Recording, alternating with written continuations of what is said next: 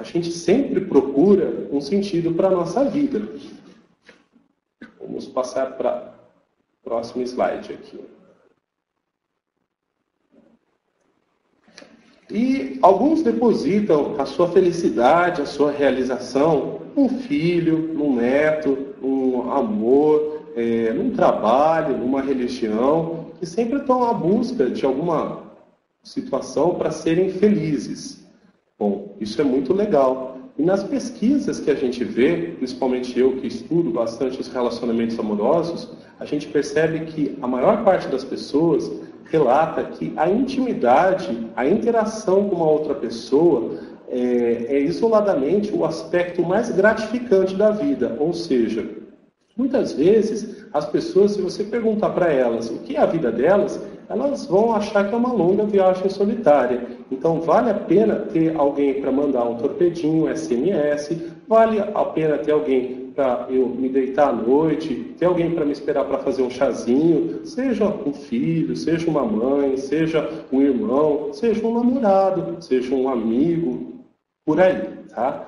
Então, assim, o importante realmente é ter com quem contar. E essa busca de intimidade, de se relacionar com o outro, é buscada por muitas pessoas. Só que, às vezes, as escolhas que a gente faz para contemplar essa necessidade de amar e de ser amado, realmente pode trazer algumas consequências. Algumas positivas e algumas negativas. Por exemplo, algumas pessoas que a gente elege, que a gente escolhe para estar com a gente durante algum tempo da nossa vida, podem transformar a gente de uma forma positiva com aspectos favoráveis para a nossa vida. Então, elas impulsionam com dicas, dão a vontade da gente crescer, de sermos pessoas melhores. Isso é muito bom. Mas também tem outro lado. Tem os contras aí que algumas escolhas podem ser tão deletérias o tempo que elas durarem e ainda causar prejuízo para o entorno, para as pessoas que a gente está inserido, antes, durante e depois de um próximo relacionamento. Né? Então, é bem pensado e deve-se pensar bastante as pessoas que a gente escolhe para um dia colocar na nossa vida, já que muitas vezes não visualizamos um prazo de validade para os nossos relacionamentos, sejam amores ou amigos. Bem, passando para o próximo slide. Opa. Alguns fatores que temos na nossa vida, a gente fala bastante sobre amor, sobre autoestima, e a gente vê que são elementos essenciais para nossa estruturação, nosso equilíbrio mental. E tem pesquisas falando que realmente o amor é aquilo que nos torna seres humanos. Os animais copulam, os animais se atraem com instintos, com imperativos biológicos, mas é o ser humano ainda que é capaz de se relacionar, interagir com o outro, passar por cima das suas próprias necessidades, ir ao encontro de um outro ser humano para se completar em suas falhas, em seus pontos falhos. Então, isso é legal. Talvez, realmente, o amor seja a maior característica que nos torne humanos. Quando a gente está falando de amor, daqui a pouco eu vou diferenciar, não necessariamente a gente está falando de sexo ou de sexualidade, mas também pode estar falando de sexo ou sexualidade. Por enquanto, a gente não vai fazer qualquer tipo de consideração a esse respeito. Vou definir posteriormente quais são esses conceitos, tá? Enfim. Autoestima. O que seria essa autoestima? Eu vou mostrar para vocês através de uma tabelinha que eu fiz daqui a pouco, que ela difere do que a gente chama de autoconceito e autoimagem. A autoestima, tal como a gente concebe, ou seja, o amor próprio, ela é uma resultante, ela é uma união da autoimagem mais o autoconceito. Ou seja, o que é autoimagem? É o que é como eu me vejo. E o que é autoconceito? O que eu penso acerca de mim mesmo, do meu próprio desempenho. Então, as pesquisas e os autores mostram que, na verdade, a autoestima não é uma coisa só do tipo joinha do Facebook, do curtir ou negativo, né? Para dizer que eu estou num dia ruim. A autoestima, na verdade, é uma percepção avaliativa de vários momentos que estão sendo tomados e levados em consideração. Por exemplo, se hoje eu tive um dia bom no meu trabalho, tive um dia legal na minha escola, mas não tive um dia legal na minha casa, talvez isso deponha, diminua o que eu concebo como autoestima. Isso vai prejudicar também outro conceito, que é a nossa qualidade de vida, quando essa autoestima é afetada por muito tempo e por uma forma, digamos assim, mais permanente do que situacional, do que focada, tá bom? Bem, vamos lá. E quando a gente está falando de qualidade de vida, a gente está falando de um conceito não muito velho, não. Nunca se pensou por muito tempo nessa questão da qualidade de vida. As preocupações referentes à qualidade de vida, elas vêm a partir da década de 60. Por exemplo, nas falas de um presidente, o tal de Lyndon Johnson, como está aí no próximo slide para vocês, citado por esses dois autores, ele tem uma célebre frase, qual eu vou ler para vocês, falando que os objetivos do nosso governo não podem se basear no balanço dos bancos, mas sim na qualidade de vida das pessoas. Então, pessoas como ele, a partir dessa época, começaram a verificar que é muito importante o aspecto pessoal das relações e o que isso significa e acarreta para as próprias relações nas quais as pessoas estão inseridas. Então, posturas como essas, de valorizar a pessoa e não só o que ela produz, e não só o que ela tem, foram esquecidas por muito tempo, desde a Revolução Industrial, onde as pessoas começaram a acumular bens de uma forma mais proeminente, né? Porque as pessoas, de uma forma ou de outra, sempre tentaram acumular alguma espécie de moeda de troca, mas de uma forma especial, a Revolução Industrial impulsionou as pessoas a serem mais capitalistas, mais preocupadas com o ter e não com o ser. Então, esse resgate, a partir da década de 60, já nos Estados Unidos, e aqui no Brasil vai chegar mais ou menos por volta da década de 90, nesses conceitos que hoje a gente declaradamente fala sobre qualidade de vida, começaram a importar. Então, o que é qualidade de vida? Que a gente sempre fala. Bom, a qualidade de vida, tal como a autoestima, não é uma coisa só, não é um conceito tão bem definido. Ela é multidimensional, ela engloba diversas instâncias, e uma coisa interessante para saber é que ela é marcada pela cultura e pelos os próprios referenciais da pessoa que os vive. Por exemplo, eu posso achar que ter fossa séptica na minha casa, ou seja, um lugar para eu despejar os meus excrementos, pode ser um parâmetro legal para eu dizer que eu tenho qualidade de vida.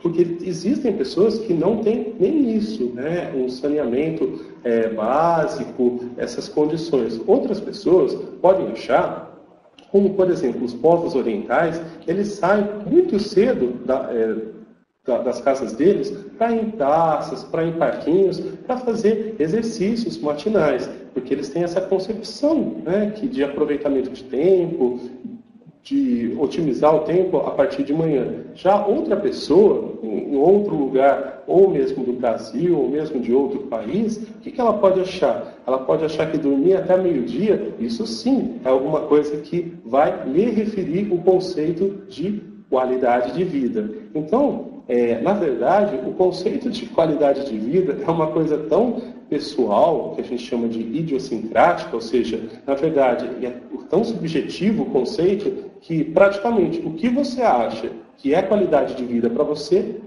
é o que você vai buscar por qualidade de vida. Ou seja, os sentidos que você adota na sua vida tem a ver com a forma como você se relaciona com as coisas que estão à sua volta e o que você aceita para a sua vida. Então isso já é um passo importante para a gente definir, inclusive, o que é essa questão da autoestima, ou, nas outras falas, né, o amor próprio.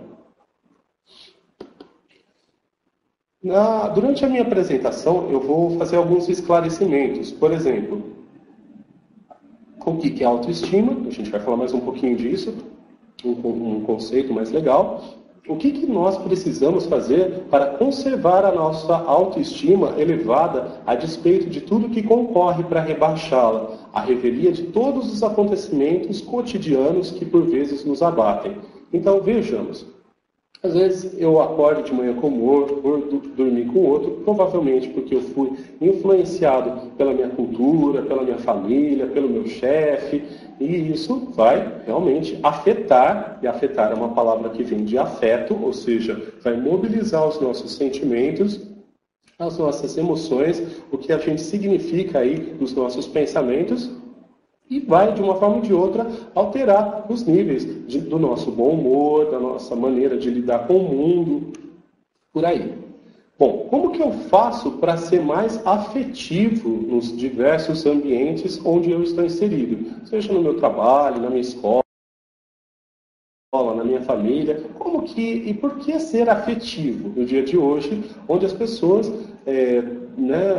têm relações descartáveis, talvez superficiais, até uma tentativa de se proteger em relação a relacionamentos, porque realmente estão esgotadas de relacionamentos ruins que tiveram, de experiências nefastas que tiveram com outros, seja com amigos, seja com amores.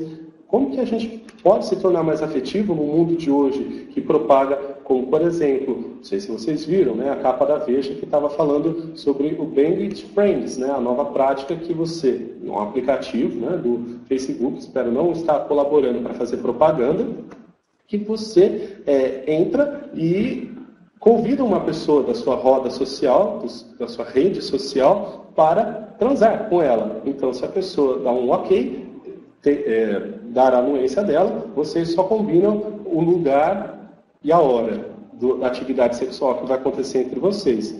Alguns podem achar isso legal, outros realmente podem pensar isso sobre uma banalização dos relacionamentos amorosos. O que a gente vê é que a adesão a essa prática foi maciça. Em 2 semanas, quase 1 milhão de pessoas já estavam aderidas a essa nova prática, desde o surgimento desse mecanismo de Bang with Friends, que significaria, aqui para o Brasil, transar com os amigos. Bem, enfim.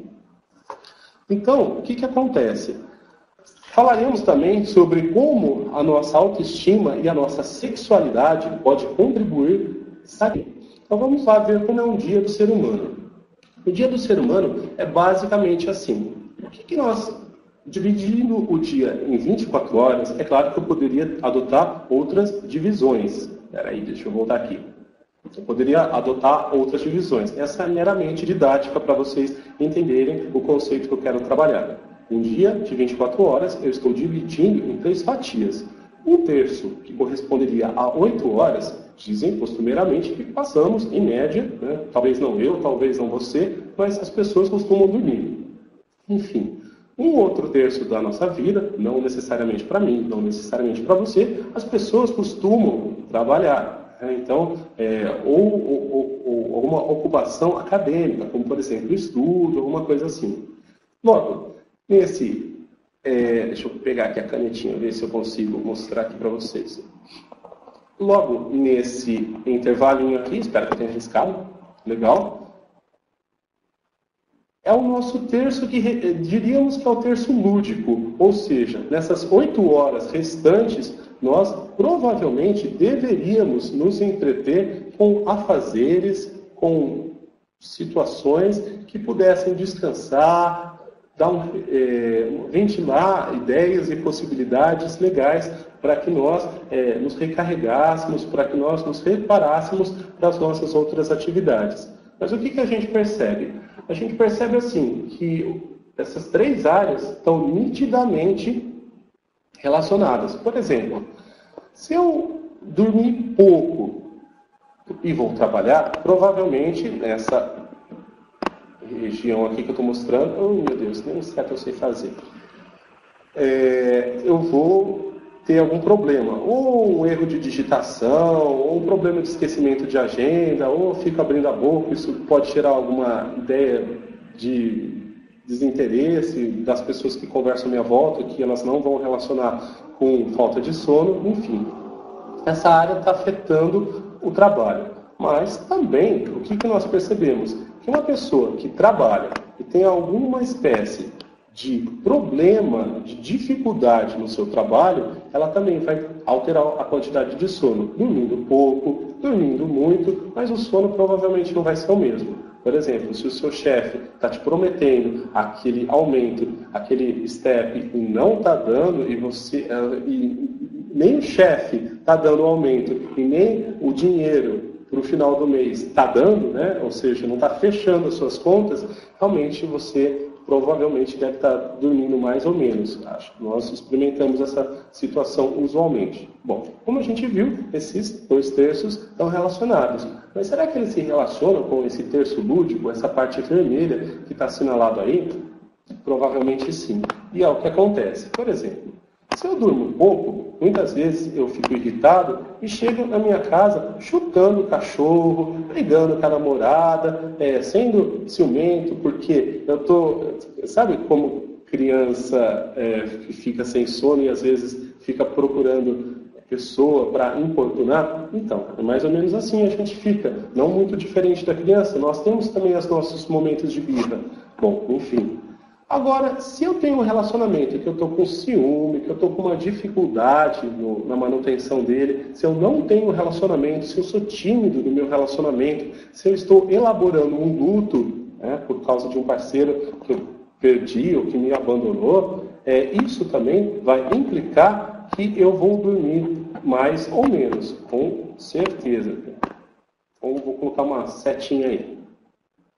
Ninguém consegue dormir com a cabeça tão tranquila se realmente foi abandonado, foi preterido, foi chateado. Bom, e agora, como que a gente vê também a relação do nosso trabalho com o nosso relacionamento, né? Os relacionamentos que nós desenvolvemos. Se o chefe, muitas vezes, está pegando no nosso pé, se tem aquele complozinho dentro do nosso serviço, tem gente querendo passar a perna, de uma forma ou de outra, obtendo vantagem às nossas custas, a gente muitas vezes chega chateado, descontando nas pessoas que não são mais íntimas, né? Muitas pessoas já tiveram essa experiência de que, dependendo do comentário que a pessoa faz, ele é desproporcional ao agravo. De repente, a esposa pergunta: e aí, meu marido, como foi seu dia? Aí ele fala assim, e ralha com a pessoa. Então, isso daí é bastante comprometedor para os relacionamentos amorosos. Encaminhar e delegar problemas que deveriam ser resolvidos até com diálogo, um pedido, né? O parceiro, gostaria que você me ouvisse, eu acho que as coisas não estão rolando bem lá no meu trabalho, eu acho que as pessoas não estão me valorizando. O que a gente faz? A gente desconta no nosso parceiro e na nossa parceira. Eu peço depois para vocês procurarem no YouTube. Eu, infelizmente, parece que tem problemas na transmissão do vídeo, porque tem alguns delays, alguns atrasos aí, mas eu peço para vocês procurarem o vídeo falando sobre violência com o Fulvio Stefanini no YouTube, tá bom? Depois vocês anotam aí e vejam que a violência é um ciclo, ou seja, se eu recebi uma chateação, muitas vezes eu não sou suficientemente, tenho sentimentos, digamos assim, tão equilibrados a ponto de não repassar a ofensa que eu sofro. Então, isso vai danificando as relações de modo ruim. Vamos lá, para o próximo slide. Mas, infelizmente, a gente pensa o quê? Nós pensamos, vou ter que tirar essas coisas daqui. Ah, meu Deus. Peraí, deixa eu ver se eu dou um Ctrl Z aqui. Não apareceu mais, beleza. Aqui. Beleza.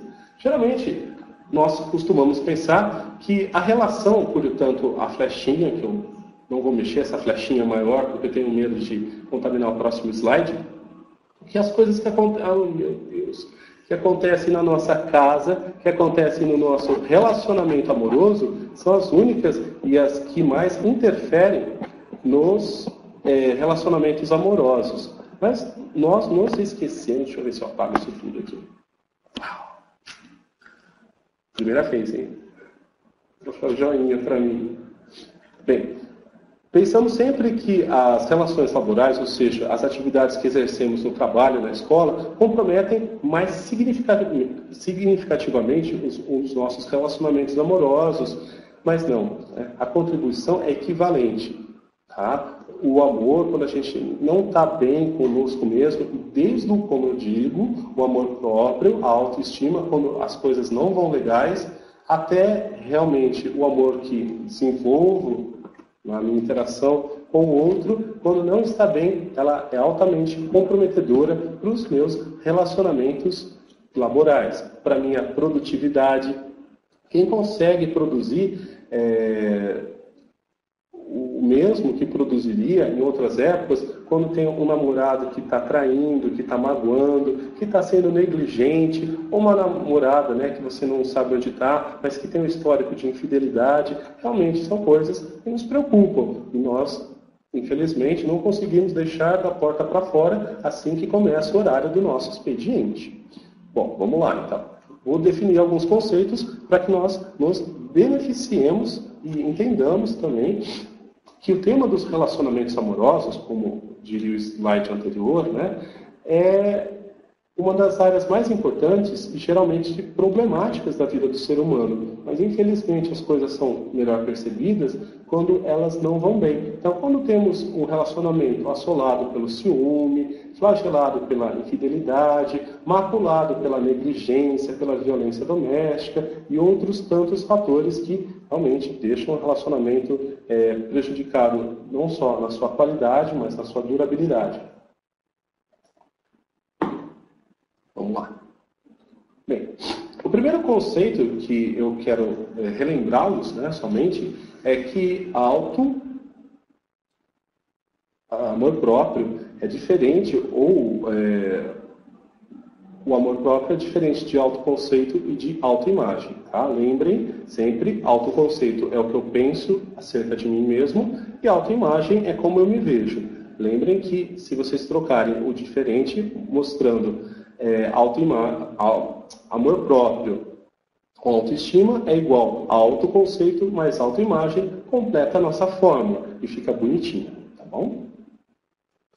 Bom, segundo a Organização Mundial da Saúde, que define vários termos e define inclusive o que é qualidade de vida, como eu disse, né, é subjetivo, varia de cada pessoa e na interpretação de cada pessoa, da sua posição na vida, do contexto que ela está inserida, dos seus padrões, expectativas e preocupações.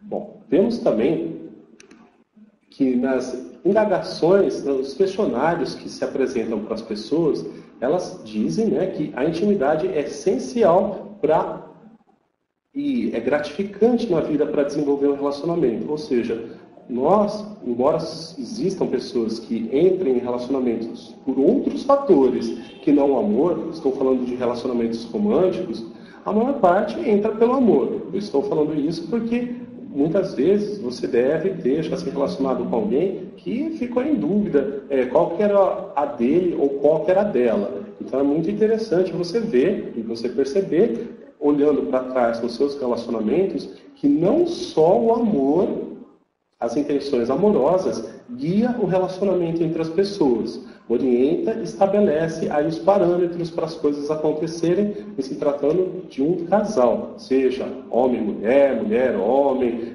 homem-homem, mulher-mulher, enfim. Infelizmente, o amor não é o único porquê e o último porquê das pessoas se associarem. Bem, olha que interessante o estudo da Elizabeth Douvan. Eu vou ler para vocês, mas eu peço a gentileza de vocês para acompanharem na leitura. Conquanto haja abundância de esforços nas famílias contemporâneas, não obstante, a maioria das pessoas coloca nela, ou seja, nas famílias, né, as suas cargas emocionais. A maioria das pessoas reconhecem que, na melhor das hipóteses, a vida é uma longa viagem solitária. Os relacionamentos que afirmam o eu que podem sobreviver ao conflito e que permitem a expressão do ser inteiro, são um enorme auxílio no suprimento do conforto, no significado, no prazer, na gratificação e suportes para o ego. As pessoas não têm permitido drasticamente que a realidade flua ou perca o rastro dessa área núcleo de significância. Então, o que nós observamos pela frase aí da Elizabeth Duvan? O amor, infelizmente para a nossa sociedade, seja ao próximo, seja a nós mesmos, seja no núcleo mais imediato, o qual a gente chama de família, vem cada vez mais perdendo o sentido e a relevância. Nós somos muitas vezes grosseiros com as pessoas, e não só os nossos parentes, mas desde a pessoa, da tiazinha que faz a merenda, a faxina. Quantas vezes nós nos aproximamos de uma pessoa e damos um sorriso sem querer nada em troca? Isso é pensar em ser afetuoso, tá? Sobre essas possibilidades que nós podemos abrir em relação ao outro ser humano. Quantas vezes a gente já chegou e falou assim, desculpa, eu errei, eu quero voltar atrás naquele posicionamento que infelizmente eu adotei, eu estive errado a seu respeito. Vamos dar uma segunda chance para esse relacionamento, seja uma amizade, seja um amor, ser algo melhor para nós mesmos, né? Vai ser muito legal para mim. Vou falar, eu te perdoo, etc. Infelizmente, não é o que acontece, né, nos relacionamentos nossos. E para isso acontecer, a estratégia seria muito simples, mas nós dificultamos. A estratégia, né, para melhorarmos o mundo à nossa volta consiste em sabermos como se fabrica uma bomba atômica. Né? A Pami deve estar se remoendo aí da cadeira, mas eu vou dar a fórmula para que vocês construam suas bombas atômicas caseiras aí na casinha de vocês e entendam o que eu quero dizer. Enfim, para eu construir uma bomba atômica, eu preciso de 4 quilos de urânio enriquecido. Bom, o que é urânio enriquecido? É uma substância muito rara e muito cara. Provavelmente, se eu trabalhar a vida inteira, talvez eu não tenha nem dinheiro para comprar 1 grama. Mas para quem trabalha bastante, acho que consegue aí. Quem conseguir ajuntar, por exemplo, 3 quilos 999 gramas de urânio enriquecido e achar que foi suficiente, vocês acham que vocês conseguem construir a bomba atômica? A resposta é não. Por que não? A tecnologia de uma construção de uma bomba atômica, ela é diferente da tecnologia de panificação que você, a senhora, usa aí na sua casa. Então, por exemplo, se na sua casa falta farinha, você talvez substitua por fubá ou deixe o bolo sem uma xícara de farinha ou sem aquele pouco de farinha. Talvez o bolo batume, ou seja, diminui, não fique tão gostoso. Mas o bolo acaba saindo.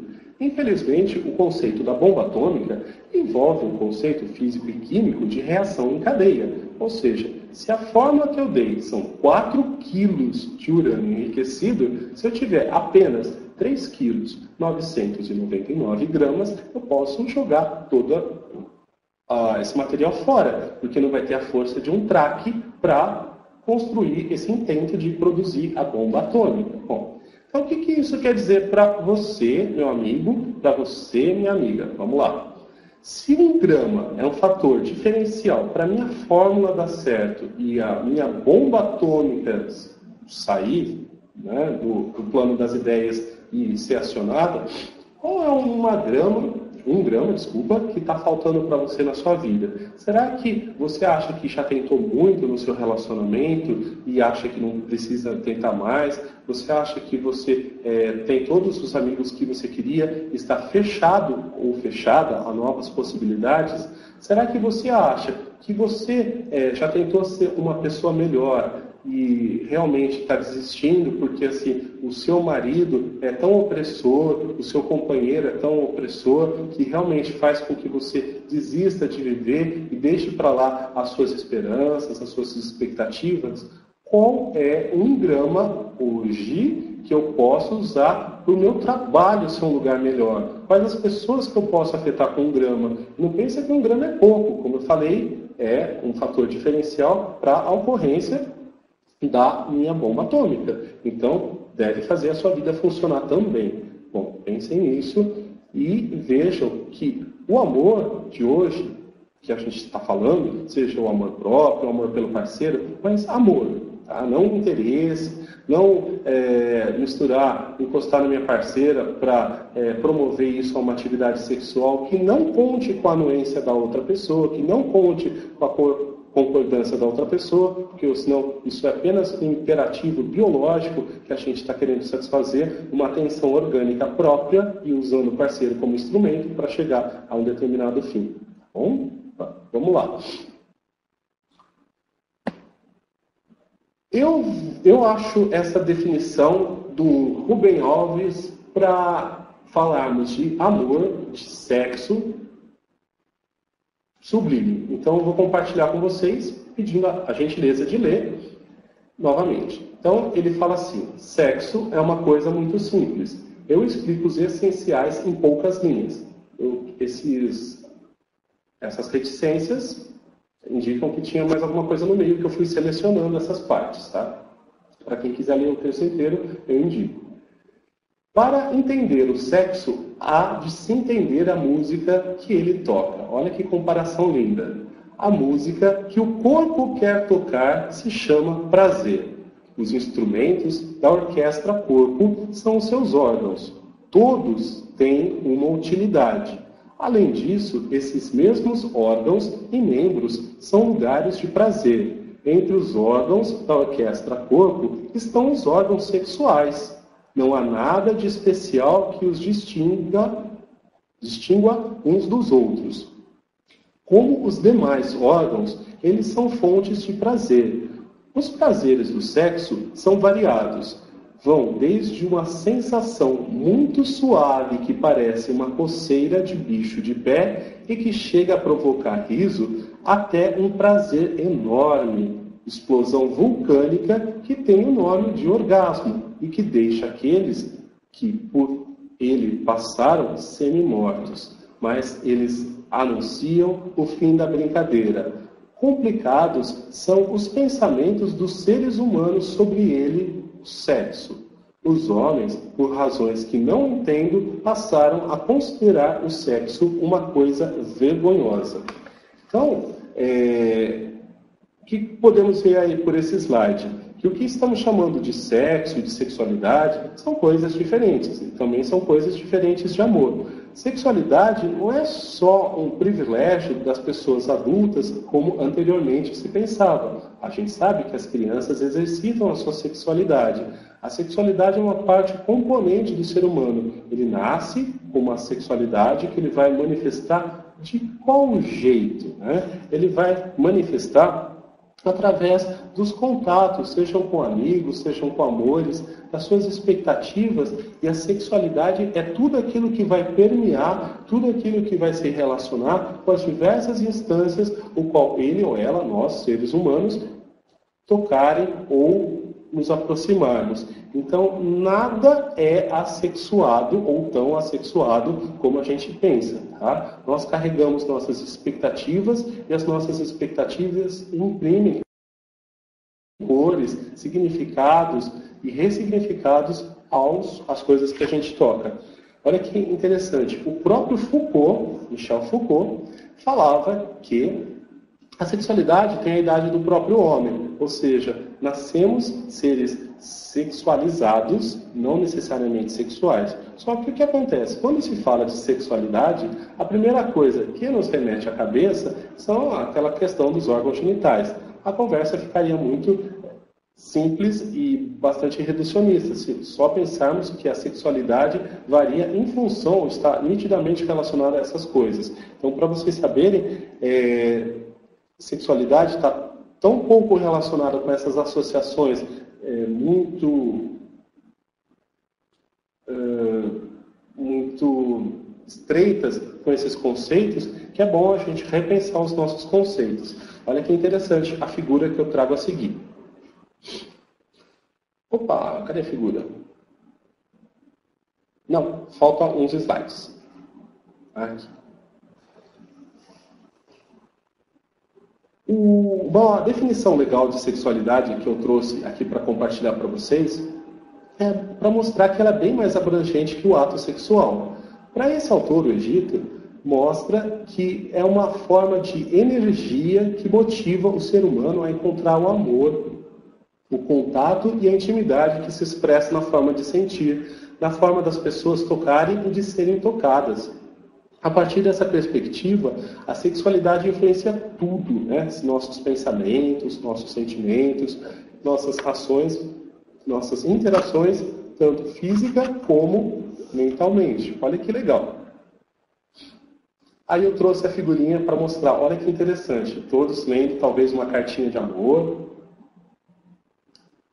vão se voltando para um objeto, né, de sua predileção amorosa. Então, na história universal do amor, amou-se sempre diferentemente, embora parecesse ser sempre o mesmo amor de antigamente.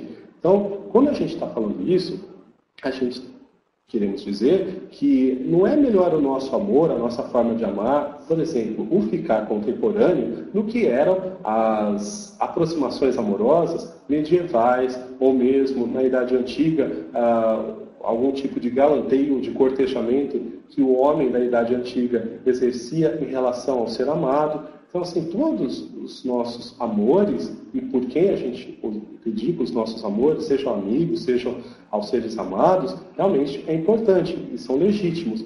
O meu amor, que é heterossexual, não é melhor que o seu, que é homossexual. O amor de pessoas jovens há mais tempo, como por exemplo os idosos, não é melhor nem é pior do que o amor de dois adolescentes que estão se agarrando na praia, por exemplo. Então, é bom que nós legitimemos e não consideremos apenas os nossos referenciais como únicos e soberanos em relação àqueles que nos cercam. Bem, então, o amor e o sexo coexistem, mas não quer dizer que um sobreviva sem o outro. Uma pergunta que as pessoas às vezes me fazem, poxa, não sinto mais desejo sexual para o meu marido, mas o amor prevalece. Ok, é isso mesmo. Você só tem que analisar se isso vai valer a pena para os dois, não só para você. Né? Porque entender o outro no seu universo e às vezes na sua necessidade também é parte do amor. Então a gente não adianta se assexualizar ou considerar que a nossa assexualização, deserotização do outro, seja um ponto legal e esquecendo que o outro, né, pode não concordar com isso. E realmente não estaríamos colaborando com o amor se perseverássemos nessa tentativa de transferir os nossos referenciais como soberanos para o outro. Então, o que acontece? Mas existem, claro, né, pessoas que praticam e praticarão o ato sexual, por exemplo, sem amor, buscando, como eu disse, uma satisfação física das necessidades, das tensões biológicas, e a gente pode amar, sem necessidade de se excitar sexualmente ou da prática do coito, com base afetiva, com ternura, companheirismo, onde, né, o dia a dia, tristezas e alegrias são compartilhadas. Então, é uma forma tão legítima como a outra. Bom, olha que interessante. O que podemos observar? Quem que se beneficia mais dos relacionamentos amorosos e das consequências dele para o ser humano? São os homens. Nossa, aí, pessoal. Por quê? A mulher tem isso não é uma linguagem sexista, tem uma rede de suporte que dá realmente mais acolhida às suas necessidades. Por exemplo, veja, quando uma mulher briga com um homem, ela rompe de um homem, tem várias amigas para apoiar ela, alguma falando assim, ele não presta mesmo, esquece, você vai arranjar outro, você é bonitona, olha quanta gente está olhando para você. Bom, os homens, quando nós brigamos ou nos separamos com as mulheres, sejamos nós os que iniciamos a separação ou os passivos na separação, o que a gente percebe? Pelos 6.000 anos de patriarcalismo, quem nós temos a recorrer? Muito pouca gente. Talvez o bar com a bebida, e muitas vezes nós escondemos, escamoteamos esses sentimentos que nos machucaram, essas questões que realmente temos conflituosas. A gente não gosta muito de falar de sentimento, né? a gente acha meio frescura, meio, né? Infelizmente, temos uma visão bastante distorcida. Existem, independentemente da revolução sexual feminina, algumas sequelas desse patriarcalismo. Olha que interessante. Esses dados que eu trago não são achismos meus, são dados da ciência, de estudos feitos. Olha que legal. E se tratando de homens viúvos, estes têm consideravelmente uma menor saúde mental que as mulheres viúvas, na satisfação de vida na casa, em termos de satisfação global na vida e da felicidade. A gente provavelmente já deve ter ouvido casos de senhores, né, viúvos, que enviuvaram recentemente e dali umas 2, 3, 4 semanas morrem também, tamanha a dependência que eles tinham da sua parceira. Mesmo que eles estivessem cuidando da parceira no leito de morte, que ela já estivesse com dificuldades na cama, dificuldades e na cama por muito tempo, o que acontece? Realmente não sobrevive por muito tempo. Olha que legal.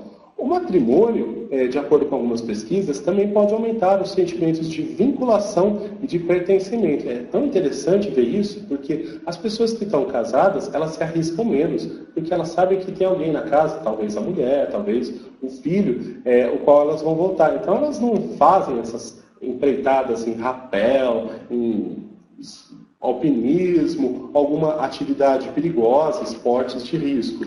Elas não se embrenham tanto quanto as pessoas solteiras, que não têm muito com quem sentimento de pertença, de vinculação. O Heyman mostra que as pessoas casadas têm significativamente taxas de mortalidade mais baixas do que aqueles que nunca se casaram, ou ainda aqueles que se divorciaram, enquanto esse outro autor, chamado Matt, em 2005, encontra evidências que estar casado aumenta a chance em 7 anos de estar vivo. Enfim, o que eu quero mostrar é que não quero vender a ideia de que o importante é estar em um relacionamento amoroso, tá? Você pode estar solteiro e satisfeito com a sua condição. Não estou empurrando a condição de paridade para ninguém. Ou seja, eu estar feliz quando eu estou num relacionamento com outra pessoa. Mas que realmente o amor, esses sentimentos de pertença e esses sentimentos de dignidade que você pode ter amando a si mesmo são muito importantes, fazem com que nós nos sintamos melhor. Melhora o nosso sistema imunológico, melhora a nossa qualidade de vida. Bem, as pessoas realmente ainda se casam, independentemente do que se prega aí, pelo amor. E é o amor que faz essa durabilidade acontecer. Olha que interessante. O Bernardo Jablonski, lá no Rio, numa pesquisa que ele fez com jovens solteiros, mostrou que eles destacam o amor como o fator principal para as pessoas se casarem e mantenedor dos casamentos. Olha que interessante. Mesmo que eles adotem as práticas do ficar. Provavelmente o que estamos observando é uma dessemelhança, uma desincronia entre o fazer e o dizer. Eles imaginam uma coisa, mas fazem outra. É claro que, como eu disse, a motivação para o casamento pode ser outra entre os sexos, diferente de pessoa para pessoa, mas, em geral, as pessoas buscam o amor por um sentimento mais duradouro. A coabitação, só explicando aqui, né, depois os slides vão ficar disponíveis para vocês fazerem um download, não é tão boa quanto estar numa relação mais estável, de papel passado, ou mesmo com um ritual presidido por um juiz, por um padre, por um pastor. Tá? Parece que já foi estudado, já foi comprovado, que os efeitos para os seres humanos não são tão legais, como, por exemplo, juntar as escovas, colocar a cueca na gaveta das calcinhas, se é que vocês me entendem, né? A questão da coabitação. Enfim, mas, de qualquer forma, ainda, coabitar é melhor do que ser solteiro. Por quê? As pessoas solteiras, muitas vezes, elas recorrem a fast food, elas têm gastos excessivos, e com os gastos talvez virão as preocupações excessivas, que aumentam o cortisol, que sobrecarregam o sistema imunológico.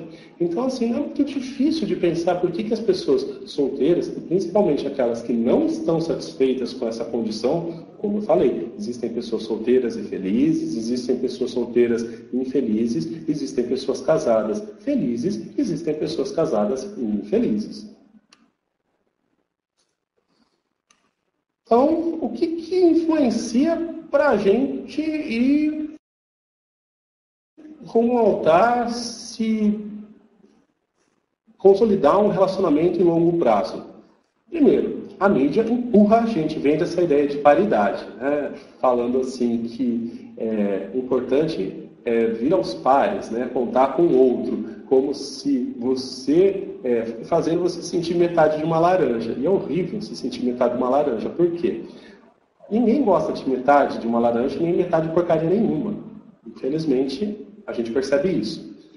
E, portanto, quando você quiser se doar para um relacionamento, tente, antes de qualquer outra busca, ser uma laranja completa, ser uma fruta inteira. Porque, como eu falei, esse negócio de pantufa para o pé cansado, ou seja, o que sobrou, a xepa da feira, não é legal. Estar com o outro por falta de opção não é interessante. Isso vai se mostrar no dia a dia, através de conflitos que você não vai querer solucionar, ou se quiser solucionar, vai virar um confronto que eu lido diariamente no meu consultório. Bem, outra coisa, como eu disse, né, ser solteiro e ser só, principalmente, né, porque tem um sentimento de solitude, que você se sente bem estando consigo mesmo, com seus pensamentos, é legal. Mas ser só, se sentir sozinho, ter a vida como uma longa viagem solitária e lidar com isso, é bastante estressor para as pessoas. Então, aumenta a nossa taxa de cortisol, nós engordamos quando nos sentimos sós, por causa que o cortisol, eu não vou ficar explicando aqui, me detendo aqui, mas é uma substância que é produzida pelas nossas glândulas suprarrenais que cuida do sistema de alerta, no sentido de preservação, de adaptação. Só que, em excesso, ele faz com que a gente diminua o nosso sistema imunológico, faz com que a gente tenda a engordar e realmente dá uns distúrbios aí no nosso organismo. Bem, cobranças sociais também são observadas principalmente pelas mulheres que estão solteiras. Então, as mães, geralmente, as avós, as tias falam assim, quando você vai casar? Quando a pessoa está casada, e está querendo se separar porque não encontra mais a felicidade dentro daquele delineamento que ela chama de relacionamento, de casal, o que acontece? As pessoas falam assim, não, você tem que ficar com ele, vai dar tudo certo, eu rezo por você. Ou senão, a pessoa que já está insatisfeita ou não querendo aquele relacionamento, a pessoa fala assim, e aí, quando vocês vão ter um filho? Então é um eterno desencontro aí entre o que as influências, essas cobranças sociais e esse estigma de estar solteiro, principalmente sendo mulher. Né? Com essa história de, se você não tiver filho até os 30, até os 40 anos, sei lá o que vai te acontecer. Como se fosse uma real praga. E uns jogam sobre os outros. Enfim. Uma coisa interessante que as pesquisas também mostram é que 92% das pessoas, embora questionem o casamento, metam pau no casamento, se casam em algum momento da vida. O que é 92%? De cada 100 pessoas aleatoriamente que eu possa entrevistar, 92 delas vão responder que se casaram em algum momento da vida, mesmo que elas se separaram ou qualquer destino que tenha tido. Mas, infelizmente, né, a gente também percebe que a taxa de divórcio tem crescido, mas não significa necessariamente que o amor tenha diminuído, mas significa que as pessoas estejam mais criteriosas em relação aos destinos que querem para as próprias vidas e para os relacionamentos que elas, porventura, têm. Bom, enfim, elas estão mais felizes, elas falam que elas estão mais felizes em relação aos solteiros consultados. A gente já falou da autoestima, tem uma definição aí, que é o conjunto de atitudes que cada pessoa tem a respeito de si mesmo. Vou passar para frente. Uma coisa bem legal é essa definição aí do Clark, Clemens e Bian, que eles falam que independentemente de idade, de sexo, de formação cultural, de instrução de trabalho, todos precisam ter uma autoestima, ou seja, o amor próprio, pois esta autoestima afeta todos os aspectos da vida. Com autoestima, quando a gente se sente digno, valoroso, nós temos maior criatividade, nós conseguimos solucionar as situações, problemas do nosso dia a dia com mais eficácia, com mais gosto, com mais bem-estar. Nós dormimos com a cabecinha tranquila, lembrando, né, que o sono interfere no trabalho, o trabalho interfere no terço lúdico. Então, com a autoestima, estamos aptos realmente a enfrentar e solucionar os desafios e as responsabilidades com confiança. Mas, como aqui está mostrando, meu Deus. As pessoas que têm uma melhor autoimagem, um melhor autoconceito, uma melhor visão de si mesma, gostam dos seres humanos e são naturalmente mais afetuosas, fazem menos esforço para amar e serem amadas. Então, um possuidor de uma autoimagem, de uma autoestima, naturalmente vai estar mais livre de tensões, azedumes, desassossegos, nervosismo, intranquilidade e abatimento. Ah, meu Deus, peraí, saiu alguma coisa daqui. Bem, vamos ver como termômetros, já está encerrando a nossa palestrinha e eu vou abrir para as perguntas. Quais os traços, qual o perfil, qual o desenho que teria uma pessoa com autoestima? Então, primeiro, ela tem segurança e confiança em si mesma, não precisa ficar se justificando para os outros o que você fez. O peso do olhar do outro não deve influenciar tanto as suas decisões. Você procura a sua felicidade, você reconhece suas qualidades sem maiores vaidades. Não falando assim, imagina, não é isso, tal. Você não se considera nem superior e nem inferior aos outros. Quando você é conflitante, ou seja, vive brigando com o outro, com aquela querelância, não, eu entendo mais de psicologia do que você, para quê, né? Falar ou fazer alguma coisa nesse sentido. E quando você fica tentando minar o terreno de outra pessoa que poderia crescer, tanto quanto você cresceu, então você é combativo, você taca areia nos olhos das pessoas, realmente a sua autoestima pode não ser aquela que você ostenta, tá? Portanto, se considerar superior ou inferior aos outros é uma notória evidência de pessoa com baixa autoestima.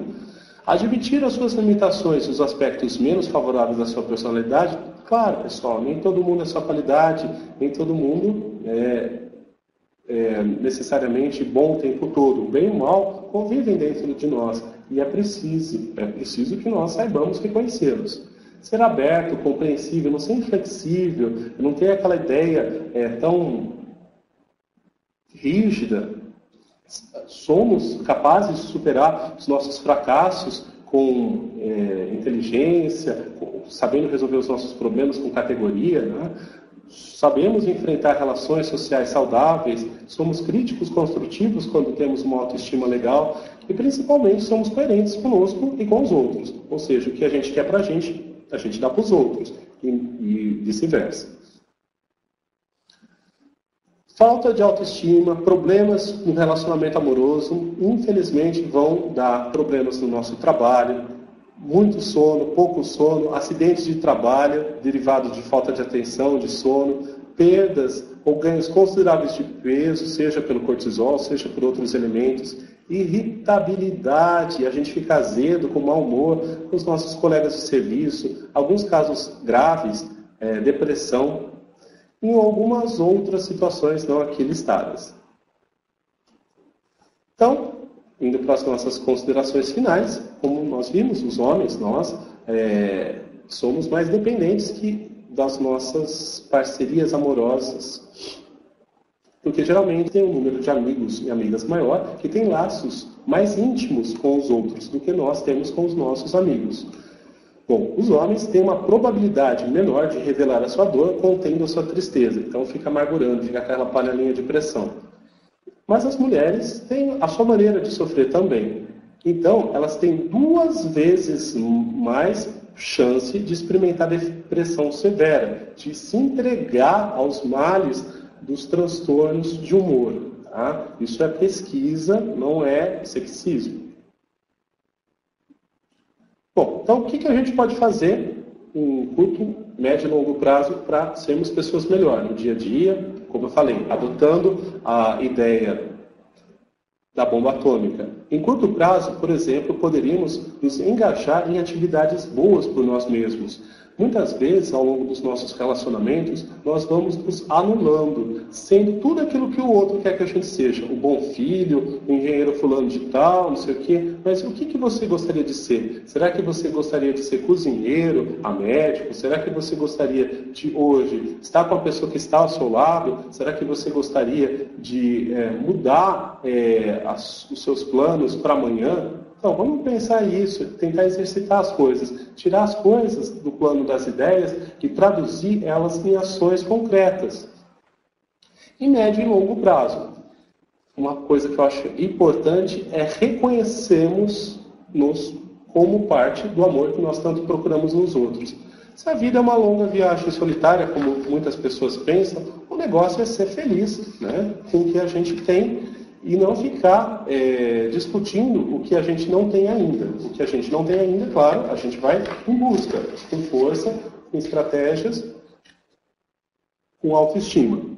Mas é muito mais fácil conseguir o que a gente não tem com autoestima do que sem autoestima. Então, começarmos a alterar as nossas fontes de amor e gratificação. Muitas vezes, eu sugo muito meu namorado, a minha namorada, achando que se ele não está comigo, isso vai trazer um mal-estar em mim. Então, buscar alguma coisa para te agradar na ausência, enquanto seu namorado, essa provisão externa de carinho, que seja seu amigo ou sua amiga, não puder te dar tanta atenção. Isso